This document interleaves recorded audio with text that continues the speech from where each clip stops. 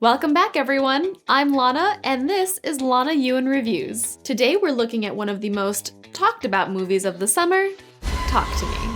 Over the years, A24 has really established itself as one of the best movie distributors in the biz. While their films can come off as pretentious to some, for others like me, they're a breath of fresh air. Movies like Hereditary, The Witch, Under the Skin, and that movie where Daniel Radcliffe is a farting and talking corpse. The list goes on and on. And after the massive success of Everything Everywhere All at Once, how could you not be excited to see what they're up to next? But to be honest, when I saw the trailer for Talk to Me, I wasn't blown away. I didn't think this was gonna be the next big hit horror film. It looked well crafted, but I've lost interest in all these horror films that are built around party games. You know, the Ouija boards, the escape rooms, the truth or dares. They're all just so gimmicky, and they never really deliver anything memorable. And besides, if you're going to make a horror movie based off of a game, why haven't we gotten to Dream Phone the movie yet? Getting a random voice message from teen boys wanting to date you on a toy phone? Well, that's true horror. But seeing as this is A24 and all of the early buzz has been nothing but outstanding, I decided to check it out. Talk to Me stars Sophie Wilde as our final girl Mia, Alexandra Jensen as her bestie Jade, Joe Bird as Jay's younger brother Riley, and Miranda Otto as their shield maiden mother Sue. The movie is directed by twin brothers Danny and Michael Philippou. Philippe? Ooh, is the ooh silent? Who have actually never directed a feature film before, but are known for their popular YouTube channel, Raka Raka, which is mostly composed of fun, gory, and well-produced comedy skits that they create with their friends in the Outback. Add to that a whopping 6 million subscriber base, and you can see why A24 decided to take a chance on them. The story revolves around a group of friends who discover how to conjure spirits using an embalmed hand. They then become hooked on the new thrill until one of them goes a little too far and unleashes terrifying supernatural forces. And that's it, really. Pretty straightforward. And since you really need to see this on your own, I'm gonna try my absolute hardest to keep this whole review completely spoiler-free. Trust me, this is one of those that's better if you go in not knowing much. So, let's get this party started.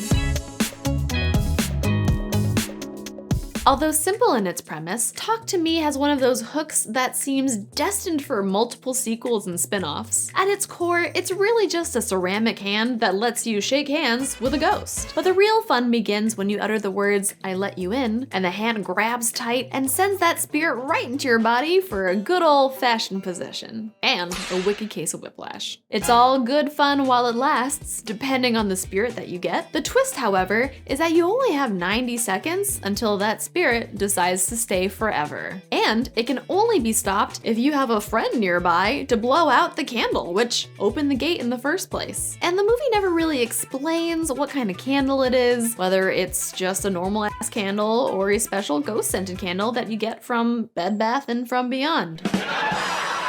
I also love the details on the hand itself. It looked like something you'd find in a yard sale or in the back of a dimly lit room of an antique store. Everything from its pose to its outer shell covered in doodles that you'd see scribbled on gas station bathroom stalls, it all helped to sell the idea that this thing has been passed around amongst teenagers for quite some time. The fact that no one had any clue as to where it came from or what it actually was really added to the mystery for me. Is it a severed demon hand? Is it the hand of a Satanist? Is it Thing from the Addams Family, just encased in Han Solo carbonite? Nobody knows. Meanwhile, our lead, Mia, is experiencing deep personal trauma and begins to slip, losing the trust of her friends as she begins to question what's real. And yes, this is another A24 film about characters enduring grief, and done really well and integral to the story. The main supporting cast of Jade and her younger brother Riley are really great here. I love the banter they have in all the smaller moments, like cutting to Mia and Riley singing Sia's Chandelier at the very top of their lungs in the car, and I even tried my hardest not to sing along in the theater. I was very in the moment. But other moments like Mia making fun of Jade for dating her ex-boyfriend from high school, or even how Jade's mom, Sue, playfully interrogates the kids about the party they're definitely not having later. I loved all of it. I really did and still do care about all those characters. This also might be one of the first horror films that really nails the social pressure that teens face today. Even though possession is clearly a fucking horrible idea, Mia is quick to volunteer to go first after seeing all the hype on Snapchat and being so starved for acceptance and attention. And when Mia does let them in, it's fucking nuts. Her head whips back, her eyes glaze over black, and she slides across the room speaking demonic gibberish. It's nothing flashy like you'd see in a typical horror movie, but it's just visceral and intense. You really feel like you're right there with everyone else watching it in shock. It's just so good. Instead of relying on traditional jump scares, this film is loaded with atmosphere. For example, the ghosts themselves. When we do eventually get our first long look at one, it creepily crawls through the shadows of Mia's bedroom. It doesn't move erratically or lunge at her at the last second with some digitally altered face. It just looks at her with a haunting gaze, and it maintains eye contact while it goes down on some toes. Toes, yeah, well, let's talk about the toes. It's great because now I understand what it would be like to be haunted by the ghost of Quentin Tarantino. So that's cool.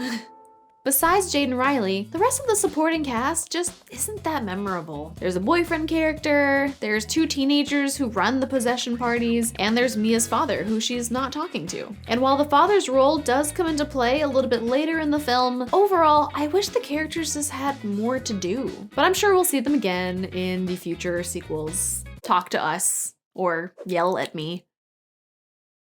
Anyway, when we do eventually get to the final act of the movie, things actually wrap up quite well. In fact, it might be one of the better endings I've seen in a horror film in years. However, there are a few logic issues that lead up to it. Nothing that ruined the movie for me, just little things like how a character can be placed in one spot, in one moment, and then in the next scene they do something that is physically not possible for where they just were.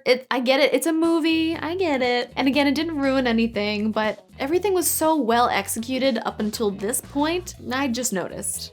I noticed. But that's really all there is for me. I don't really have anything negative to say. Overall, A24 has knocked it out of the park yet again. Their continued focus on finding lesser-known filmmakers and taking a gamble on them has to be commended. And while simple in its premise, the strong lead performance, the exceptionally tense atmosphere, and the memorable final act really raise this one above the rest. So, if you're looking for a good scare this summer, hands down, Talk to Me is the one to see. So, what did you think of the film? What's your favorite A24 movie? And if you'd like to talk to me, please check me out at lanayuen.com. And that's it for now.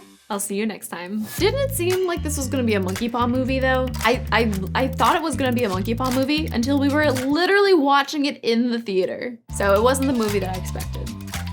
It was good though, but not a Monkey Paw movie, which would have been great.